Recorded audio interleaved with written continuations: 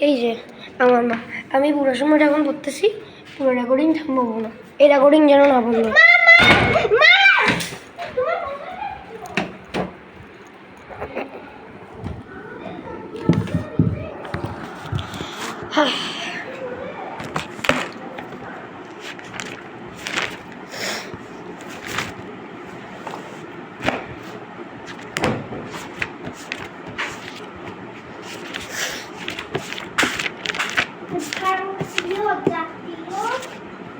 ইংরেজ শাসন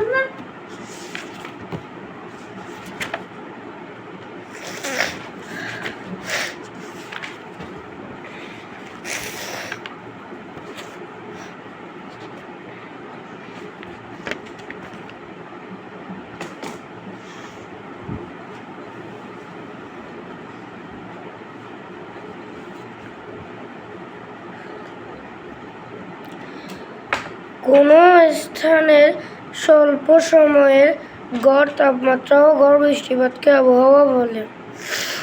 জলবায়ু হলো আবহাওয়ার গড়কে জলবায়ু বলা হয়। এখন গাইস আমার পুরো চোখ লাল হয়ে গেছে।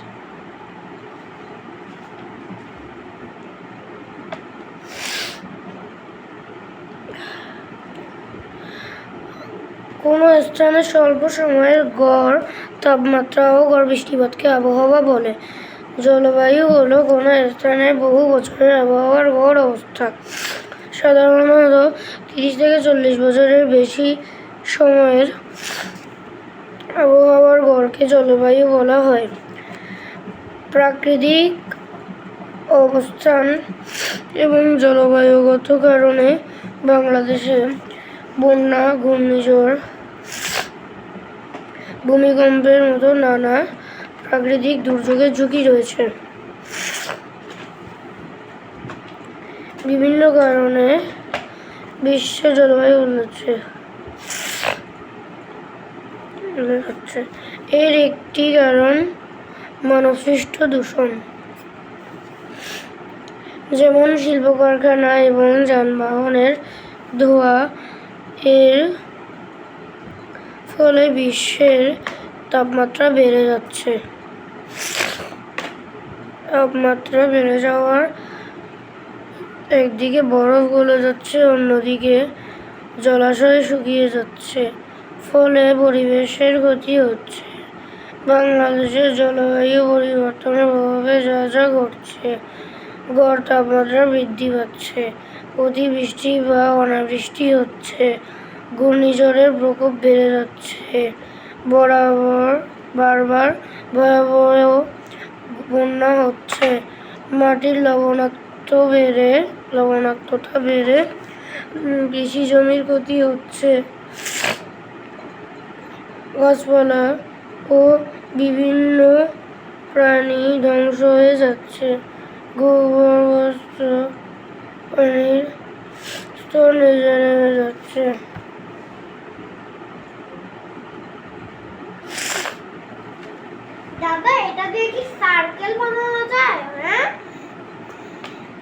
জলবায়ু পরিবর্তনের তাপমাত্রা ব্যাপক হলে প্রাকৃতিক দুর্যোগের সম্ভাবনা বেড়ে যায়। ধারণা করা হচ্ছে জলবায়ু পরিবর্তনের ফলে 2050 সালের মধ্যে বাংলাদেশের 20% এলাকার সমুদ্রের নিচে তলিয়ে যেতে পারে। যে খাদ্য উৎপাদন, বাড়িঘর, স্বাস্থ্য ও কর্মসংস্থান ভয়াবহ ক্ষতির সম্মুখীন হতে পারে। তাই এই দুর্যোগের ঝুঁকি মোকাবিলায় বাংলাদেশ সরকারের বিভিন্ন মন্ত্রণালয়, বিশেষত দুর্যোগ ব্যবস্থাপনা ত্রাণ মন্ত্রণালয় কাজ করে যাচ্ছে। বাংলাদেশে অসংখ্য নদী রয়েছে। এদেশের অনেক জায়গাতেই নদী ভাঙনের প্রবণতা দেখা যায়।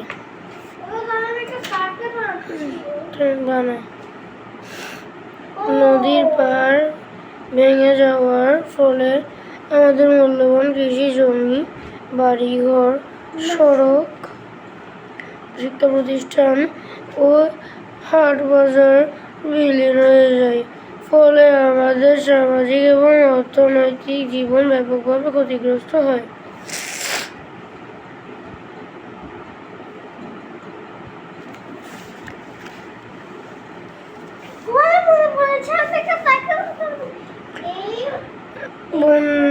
নদী ভাঙনের একটি অন্যতম প্রাকৃতিক কারণ বন্যার অতিরিক্ত পানির স্রোত ও ঢেউ নদীর পাড়ে আঘাত আনে, ফলে বন্যায় নদী ভাঙন শুরু হলে তা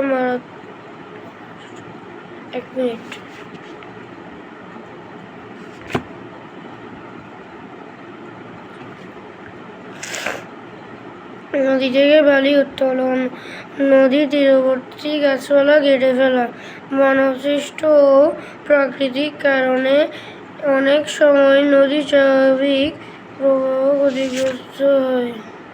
খরা, আমাদের দেশের কোনো কোনো অঞ্চল যেমন নদী ভাঙনের শিকার হচ্ছে, আবার কোনো কোনো অঞ্চল খরার কারণে ক্ষতিগ্রস্ত হচ্ছে।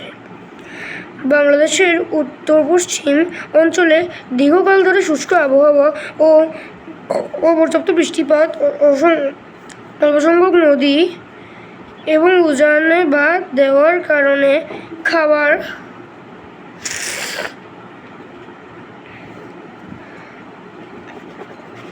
করার প্রবণতা বেশি।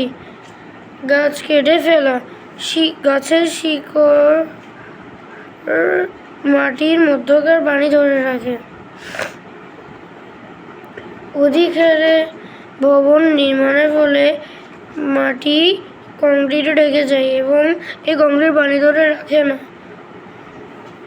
কলকারখানার মাধ্যমে বায়ু দূষণের ফলে তাপমাত্রা বেড়ে যায় এবং পরিবেশ শুষ্ক হয়ে যায়। এই প্রতুল দেখে আয় তো।